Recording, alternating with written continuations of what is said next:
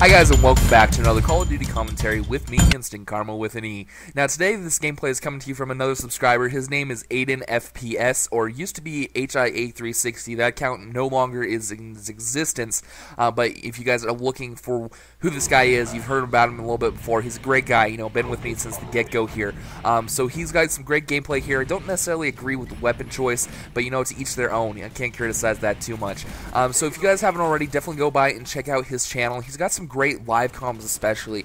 Those I really love because, you know, he just captures the anger that ensues with some of those games and, you know, just the joy overall as well. It just shows a lot of emotion in the commentaries. So just make sure to go check that out and hit that subscribe button if you like what he's got over there.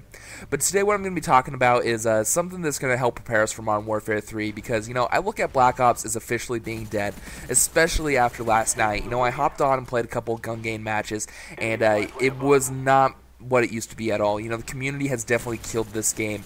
What happened is I hopped in there and I was doing real good, and then halfway through I started noticing some severe lag, and this isn't like normal lag. I think you guys know what a lag switch is. It's when somebody has a refresh button on their router or modem that lets them reestablish the connection, and it will cause everybody to lag out if they have host.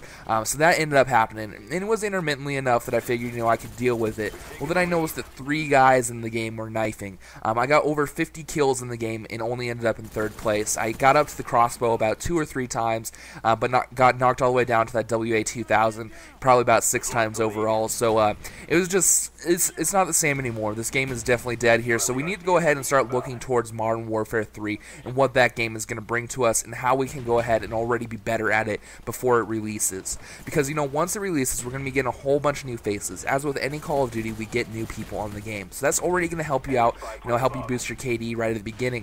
But what about those people that are great at the game? You know, they've played all the Call of Duties. What is a way we can actually contend with them?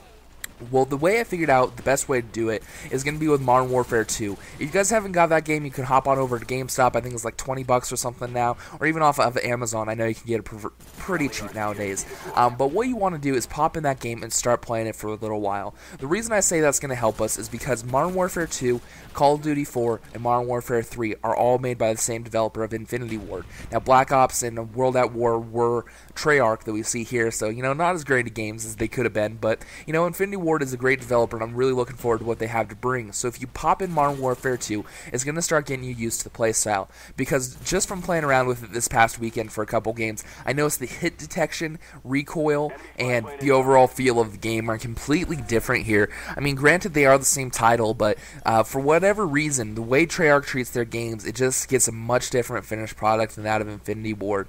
You know, even down to the weapons here, because we get a lot of the same weapons. If you take the AK out of this game, and you take the AK out of Modern Warfare 2, it's going to have a completely different feel. So getting into Modern Warfare 2, playing around with all the different types of weapons is going to help you out, especially since we're seeing a reappearance of multiple weapons in that game. You know, they are adding some new ones, and I can't say that the ones that they're re-adding from the older games are going to be the same feel. But, you know, it's a great start to go ahead and get you prepared for Modern Warfare 3 and maybe have the edge on the competition before the game drops. Because, mind you, everybody at Call of Duty XP is getting a copy of the game. I don't know if it's going to be right at the event or after at the actual release, but they will be having the game and they'll have the opportunity to play it at the event here. So they are going to have the biggest edge on the competition, so we need to just be able to swoop up in there and be about on their level so they can get our KDs boosted and get a better game overall with Modern Warfare 3, good looking combat record, and good looking Call of Duty Elite record as well.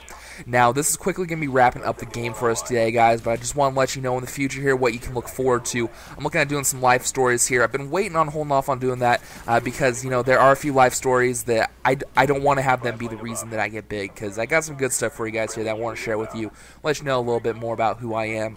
And then in addition to that, I'm looking at doing a few extra gameplay things, a few little tips, strategies, and maybe a whole new series once I get my PVR back. So that will be in the future here, but I'm going to go ahead and let this chopper gunner finish it out for you guys. We'll catch you next time.